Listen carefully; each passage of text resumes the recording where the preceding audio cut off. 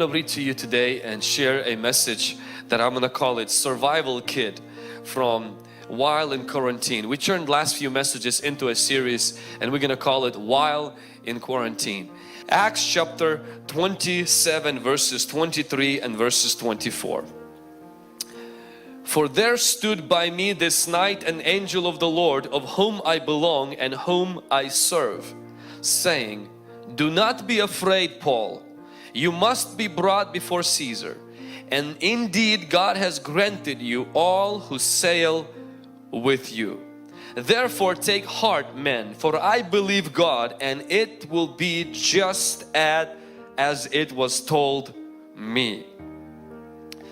I think that this season of people dying, in being infected, fear lingering in our nation, everywhere, and I think one of the worst sufferings for those of you or of us who don't get this disease is that we are suffering and will be suffering the consequences of financial recession. With a lot of jobs that are being closed down, with a lot of businesses laying people off, and with a lot of employees losing their income and being able to tap into their savings if they have any. I think that is a suffering that most of us will come under also, even if we're not infected or we don't come in contact with coronavirus. Every person to some degree is suffering. We have to understand where suffering came from. God didn't plan suffering. God did not intend suffering. Satan used sin to infect the world with suffering. All the suffering can all be linked to sin in the garden. But I find it interesting that God used suffering to bring salvation to humanity. See, devil used sin to get us into suffering, and God used suffering to get us into salvation. If it wouldn't be for suffering on the cross, there will be no healing, there will be no salvation, there will be no peace, there will be no redemption. And so while suffering came because of sin, we must understand there's a redemptive healing power in suffering. In Jesus' suffering, it took His death, it took His pain, it took Him dying on the cross, it took Him experiencing extreme financial poverty where they took His clothes away from Him, where the Bible says He went thirsty because He says, I thirst. He was hungry for at least 24 hours because when He got arrested they didn't feed them.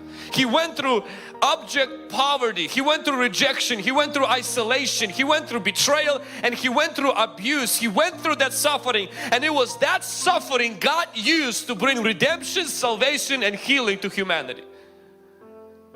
So while I hate suffering, while I know that suffering really comes from sin, I also understand that it was suffering God used to bring healing, to bring deliverance and to bring blessing on earth. And Paul says to Timothy in 2 Timothy chapter 2 verse 3, he says, you therefore as a good soldier of Christ endure suffering. The Bible says those who believe in God, they will experience suffering. Now we're not talking about the suffering that we are experiencing right now, because these sufferings God helps us to overcome. The suffering that is mainly talked about in the New Testament is the suffering of persecution. The suffering we experience is not the suffering of persecution. It's the suffering of protection, because we are we're not stuck at home. We're safe at home. And that's why we have to change our perspective. You're not stuck, you're safe. But there is suffering in it as well. Financial problems, maybe health issues, emotional problems that are really not causing us pain because we're in the community, but right now being disconnected from community, it surfaces insecurities, it surfaces rejection and loneliness in a way that many people have never faced it before. You know, my good friend, one of our team members whose dad passed away, you know, it's a really painful suffering, because you can't have a funeral. You can't experience the comfort of the community because everybody's hunkered down at homes. And so if you are in that situation today and you are suffering, I want you to take courage. I want you to suffer well. I want you to not waste this suffering, and remember that God used suffering to bring salvation. He may use even this suffering to bring something good out of it. I don't know what that could be. Romans 8:28, it says, for we know that all things work together for good for to those who love God and to those who are called according to His purpose. But God is faithful. God is true. And God loves you. And that part of living in a broken world is that we come under sometimes the consequences of sins of others. Part of living in a broken world is that we experience pain. We experience suffering. Suffering of rejection, suffering of loneliness, suffering of fear, suffering of financial calamities, suffering of a rug being pulled from under our feet. And Apostle Paul went through suffering. In this particular story that I read to you, Paul did nothing to deserve it. In fact, he was in chains for the gospel. He was arrested in Jerusalem, and then he went from one trial to another trial. He was moved from one city to another city. There was an attempt upon his life, and Paul literally lived like a fugitive, arrested, a prisoner. And that's painful. No longer had a job, no longer had influence, no longer had family connection, no longer had friends connections that could come and visit him, no longer able to do what he could do, and that was painful. And it was in those moments Paul would write to other churches and he would say, I say to you, rejoice, and again rejoice. And he would say, Paul, your situation is difficult. And his difficult situation just became extremely difficult. He goes on this ship, and Paul, through common sense and probably through the Holy Spirit, he is foreseeing that this voyage they're about to take is going to land them in a really bad place. He's giving an advice to a ship, to the captain's ship, and he says, please, we can't take this voyage right now because we might come under heavy storms.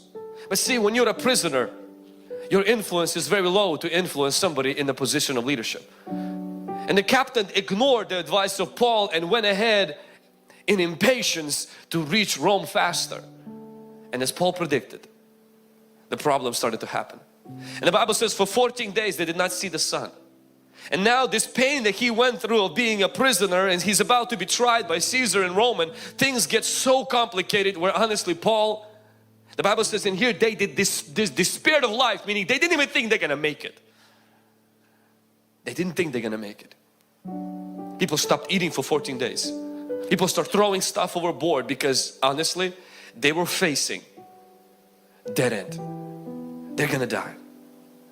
And in the midst of all of this, being a prisoner and dying, being in a ship that lost its ability to move forward because of the storm that was coming upon them. Everything is dark. The angel of the Lord comes to Paul at night and he says this. He says, don't be afraid. I like what Paul said. He said, the angel of God whom I serve and to whom I belong. He said, don't be afraid. If you're taking notes, I want you to write this down. There is a reason to be afraid, but you have greater reasons not to be afraid. There are reasons to be scared, to be worried. There are reasons right now to honestly to fall into depression and despair. There are reasons to feel rejected and to feel isolated. There are reasons, and if you will look for them right now, there are plenty of them.